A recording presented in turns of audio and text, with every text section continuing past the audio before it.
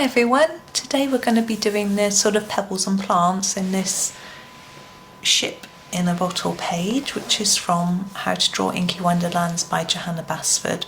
I have got the video for this one and this one as well, which you'll be able to find. I'm going to start with the pebbles and I'm just going to do them a grey colour. Now normally when I do pebbles I do them warm grey because I think the cold greys look a bit silvery, but I'm going to be using the cold grey 4 because the purples and pinks are quite, I feel it goes better with those.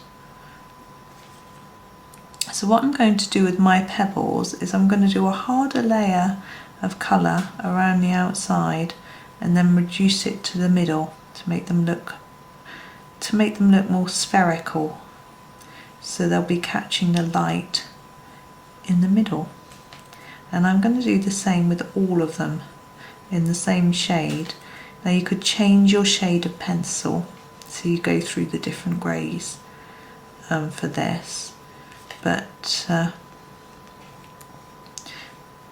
I'm being lazy, I guess. It's easier to just use one shade. It's much quicker than having to change pencils all the time, but obviously it can get a bit boring using the same colour over and over, so you can decide what to do, but I'm doing it this way. And while I'm doing this, I'm trying to think about what colour I'm going to be doing the greens for the. I'm going to do these plants shades of green. I will do more close-up work in a minute, but because we're working along the bottom from side to side, I haven't zoomed in yet. Hopefully you can see what I'm doing. Actually, perhaps I can zoom in now. Whoa! I'm really sorry. There we go. Is that blurred? I think that might be slightly wrong way. There we go. So anyway, the greens, you see the warm greens, the more yellowy greens, I don't think will work because we've got these pinks and purples. So I'm thinking the bluey greens will work better. Now I'm probably not explaining myself very well with regards to bluey and yellowy. It's quite hard for you to know what I mean. So for the yellowy greens I would mean something like this. These two, yellowy, and even ones like this, okay, but the more bluey greens, these sorts of shades, I think will go better. So the phthalo greens, the green oxide, the cobalt green, I think it's called. No, it's not. It's called deep cobalt green. Those sorts of shades, I think, will work better. Now, I haven't explained that I'm using the Faber-Castell polychromos. I think that's might be obvious by now. So I'm just, as I say, so I'm trying to keep my shadow of my head out off the thing. Doing the same sorts of things all the time. Round and round, harder on the outside, lighter towards the middle to just give that spherical look. All I've got on there. It's harder to achieve it on the smaller pebbles, but we'll give it a go. So we're nearly done all these. It doesn't take long if you do it like this. I think it's almost a sort of easy cheats way. I do have a method which takes a lot longer for rocks and stones, but I think that's okay. So I'm going to do the grassy bits next. So we've got these bits here and these bits here, and I'm going to do them all in the same way. So I'm going to start with a darker green and then work up to a lighter one. So I'm going to start, this is the hooker's green, believe me it is. So I'm going to start darker there and then start to fade it up there. So I'll do the same across all the grasses. Seagrass? Is that a thing? I don't know. It is now. It is in this picture anyway.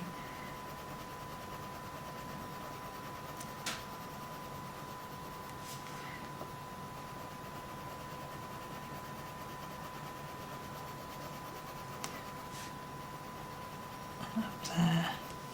Now I find you need to be careful if something breaks across your picture, like this grass is breaking across the others. Be really careful when you're changing from one colour to another that you don't do it across this boundary.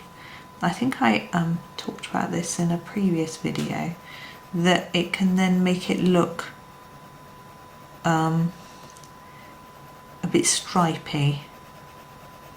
So it's better to either, so I've got to decide on this one, do I fade that out there or take it there and just fade it past there? I don't want to make it fade behind there. So that's all of those. I'm going to move over to these. Hopefully it's all in shot. I think it is. You should be able to see it all. I do keep checking. But I know I don't always remember to look properly. So that one, look, I need to do a bit up there. This one's a bit longer, so I'm going to take it a bit further out.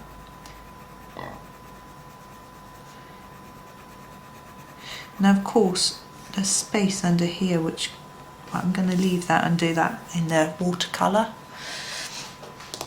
And what should we go to? I think we'll fade right down to emerald green. Needs sharpening. And then you'll be able to really see the contrast between the two colours. So I'm going to go over a part of this but not all of it, and then take it to the tip and fade it down towards the end.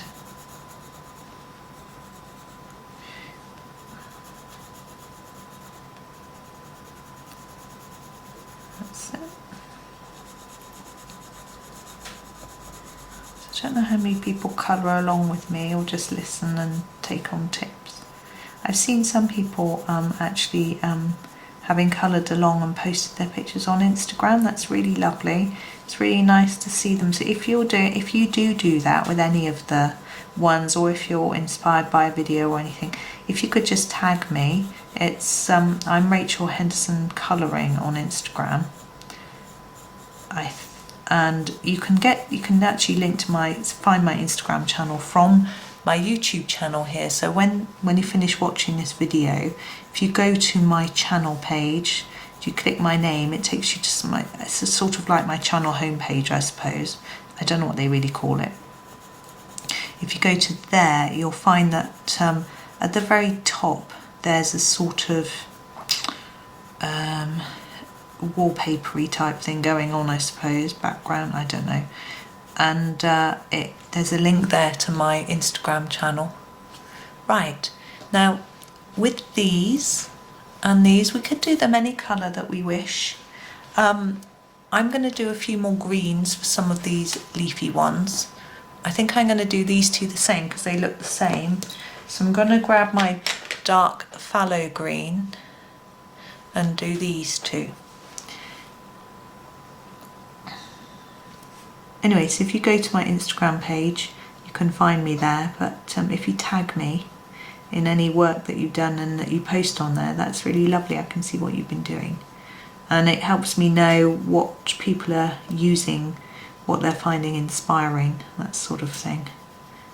I know somebody did it with some of my advent calendar pictures I did at Christmas, and someone has been doing it with some of the planner pages, the 2021 weekly planner, and they've been showing me, so that's really nice.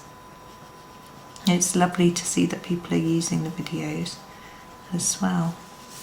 Obviously I realise that, you know, it can be a bit scary if you've never posted before on anything. First posting is scary. It's like making your first video or first few videos, even though you're talking to yourself, and you can always start again or ditch the whole thing. It still felt a bit scary, but I'm getting more used to it now. I've made over 100 videos, I think, so it's enough to get used to it all. And I hope you can see how these greens sort of work together with the pink colours, and perhaps understand how the doing a more yellowy green might not have worked. So you see I haven't shaded this at all. My idea was to do it all and then have a look and think about what to do. So I'm going to take the dark cobalt green, I'm going to sharpen it if I can, it's very small, and add a little bit of shading, a little bit of darker colour just here in every leaf. Now need to blend it in as I'm pressing harder towards the middle and then trying to smush it into the other colour as I go, so that it doesn't just look like a little splodgy line. As you practice and colour more and more, you get more used to knowing how to do it. Now I know sometimes it can be frustrating when you see people's artwork and you think it's so amazing and you would never get that good. I do the same thing myself sometimes, and I have to give myself a stern talking to. Firstly, most of the pictures that I really, really admire are done with watercolour, which is something that I haven't really used much, so I couldn't replicate that at my level because I haven't used them. And I'm using pencil. I'm not going to get the same effect with pencil as someone's going to get with watercolour. This is the Chrome Oxide Green Fiery, which I'm going to use for this one. And I also have to remind myself that I've been colouring for 6 years, something like that. And some people have been doing it since they were children, or they've had professional art lessons, or you know, they've got qualifications in art, or they've just been doing art daily for their whole life. Also, some people need more practice than others and things like that. So I just have to remind myself, and I hope other people will do the same thing, that we're all different, we're all at a different stage in our journey of colouring, and we're never all going to be the same. There's always going to be someone better than us, and we should use that as a target to not to necessarily try to get to, but to think about what in their work inspires you. What is it you like? Can you replicate those bits that you like? So for this plant, while I'm wittering on, I've been doing a harder texture towards the middle by the stem than I have for the rest, to try and give it a bit more interest. Now, these I always think are seaweed. Now, in my head, seaweed is reddy black. So I'm going to grab this, which is Caput Mortum Violet, and I'm going to use that for this seaweed. And it will sort of tone in with these purples and pinks as well. And I'm just going to try and get a fairly even layer first and then think about shading it afterwards. In fact, I might do them all the same. We avoided that down here, doing those the same, but we've done these two the same. This one and I can't see it.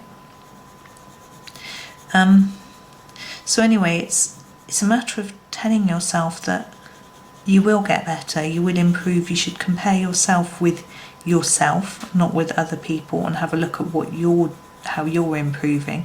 Think about the very first colouring you did. Also remember that the colouring community is very kind. Rarely do people give negative comments or feedback, particularly on certain Facebook groups that I'm in that are lovely. I've never had anyone give me any negative feedback on Instagram, so I just try and stay in the positive places, and that really helps as well. I also try to encourage people. Gosh, that's a bit...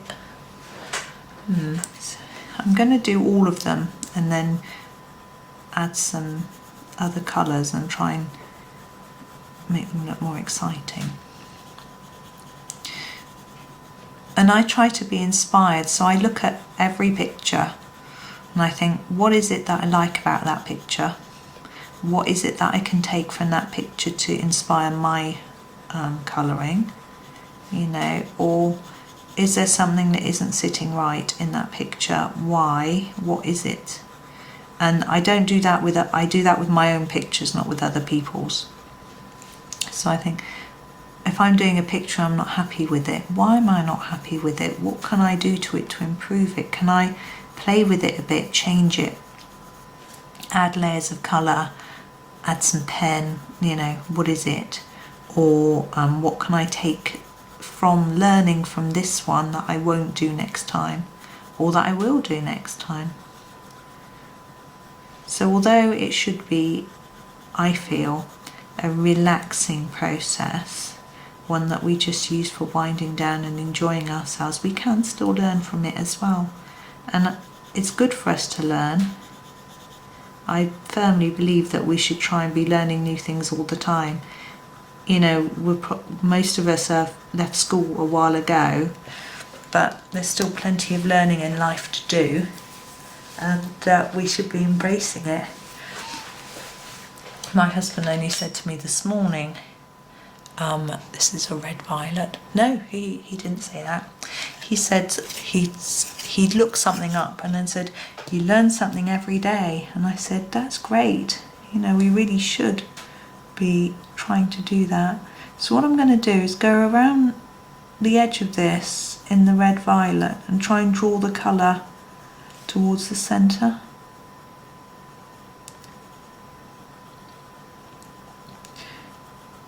So having a harder layer around the outside and then scumbling it into to blend it into the centre. So yeah, I think learning is great. And I'm learning loads with the children, because when I help them with their revision, sometimes I'm reading them stuff. They're doing subjects that I haven't studied, or they're doing subjects that I have studied that either I've forgotten or we didn't do. Probably I've forgotten. Or maybe I wanted to forget. Or maybe I didn't learn it well enough when I did it. It was quite a long time. I don't want to work out how long ago it was when I did my GCSEs, but which, for those of you who aren't from the UK, are the sort of exams you do when you're 16. So my boys are 15, so they're getting ready for theirs. Of course, they haven't got exams this year because they've changed the way they're marking them, but they're still working hard trying to learn and revise. We've got some tests when school start again, whenever that might be, and we're also trying to, because the teachers are giving them the grades, I said we need to impress your teachers by working really hard, sending in lots of work, you know, doing everything on time, and just trying to do it all to a high standard. And it's quite a lot of pressure on them, actually, because normally at this stage they perhaps wouldn't, maybe their classwork, if they slacked off a little bit and just concentrated on revision, it might be okay, but they can't. They've got to prove themselves everywhere. You know, it's a bit tricky, and we don't still really quite know what's going to go on with how it's going to be graded, but they're doing brilliantly. They're not stressing, they're just getting their heads down, getting on. And they do look forward to when they finish working each day, because they want to get on and make their Minecraft videos, and get on with general playing or watching other people's videos. But it's not because they dislike the work, as far as I can tell, most of the time. It's obviously certain times, bits and bobs that not so keen on, but it's more because they just want to do something more fun. I have to say, I'm sure we're all the same. We want to get on and finish our work so we can do some colouring. I know I do. Look forward to it. It's great fun, nice and relaxing. But whenever they're doing their schoolwork, I feel like I should be working as well. Partly to set them a good example, but also it doesn't seem fair. Because I'm self-employed. There we go. I'm happy with those. Because I'm self-employed, I can pick my own hours, so I can basically stop and start when I want to. Now we have the fish. And I'm very often always tempted to do my fish orange, but because of our colour palette, we've got pinks and purples. These are sort of purples. We've got greens, and we've got reds, blues. I feel if I introduce a yellowy, orangey colour, it's not going to work. So what I've decided to do with the fish is to bring some more blue in. Although there'll be blue water, I'm going to bring in some dark blues for the fish. I'm not going to... Yes, I think... Sorry, thinking aloud. I'm going to start with this one. This is the Cobalt Blue Greenish. Now, I'm going to do all the fish in a similar way. So their main body is going to be with this colour. So I'm just going to do a light layer and then darken it top and bottom and shade that in towards the middle.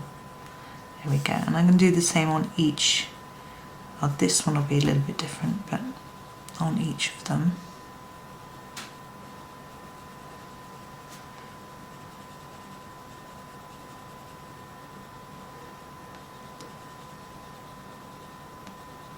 So we just had school reports from the boys as well, which were really good. They wanted to give them their predicted grades so that they could pass those on to their colleges and things if they were going to go on to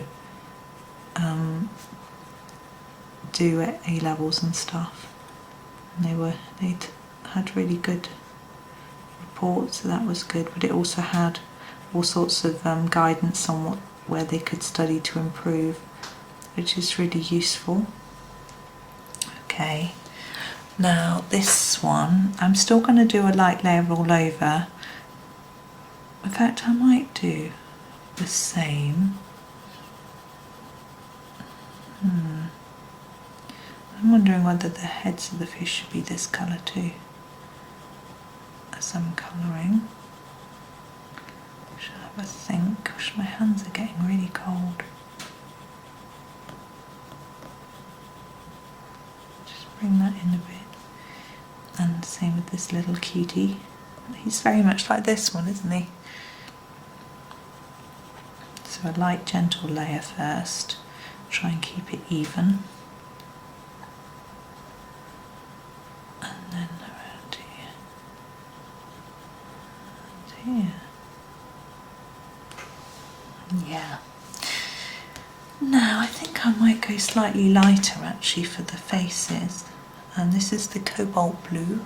I'm going to sharpen it.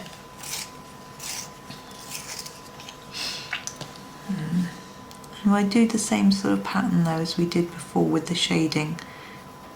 Yes, it might look a little odd. So dark down here, lighter towards the middle.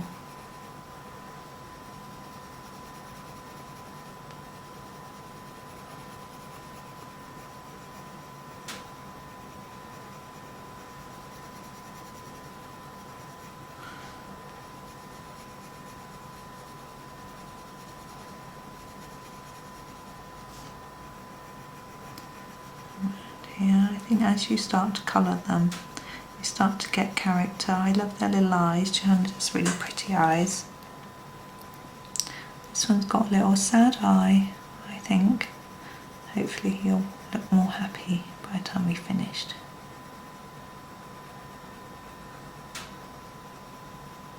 Now this is from How to Draw Inky Wonderlands, and fish are actually something that I felt I was fairly successful at drawing, particularly the ones shaped like this. There we go. Now, details, fins and bits and bobs. I'm thinking a darker blue. I'm trying to avoid the blues I've used before, so I think we'll go for the Prussian Blue. we might just do quite a dark, because this is quite small, there isn't really room to put much shading in, so we might just leave it with this one dark layer. Yes, so the fish I was fairly successful at drawing, which was fun, and the mushrooms, toadstools I could do a little bit, and some leaves. Ones like this I can cope with, ones like this didn't seem to come out as well. Where are we? We're here. So I'm just colouring evenly here with these. I'm not doing any shading. We've got a bit more room, we could fit it in on this one. Now these I'm going to colour in lightly. So it looks like we've used a different blue, but we haven't. And it means the tones are the same and they work. And this one I am going to shade. It's going to be darker here and under there. Gosh, my stomach is grumbling. I hope you can't hear that. I don't know why.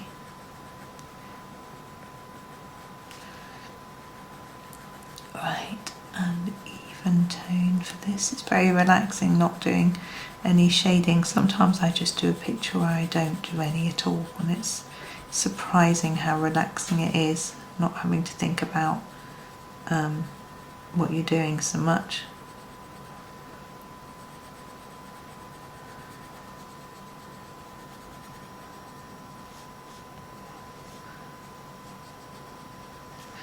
There we go, there are all the fish. I don't think I'm going to change their eyes. I think I'm going to leave them like that. Sometimes I go over them with a black and do a dot of gel pen, but I think I'm going to leave them. I like them. Okay, that's it for this video. We've gone on for quite a long time. What we're going to do in the next one is we're going to do this and the water and the stopper, and then we'll be finished. So there we go for that one. There's our fish and plants. So I hope you enjoyed it. Thank you very much for watching, and happy colouring.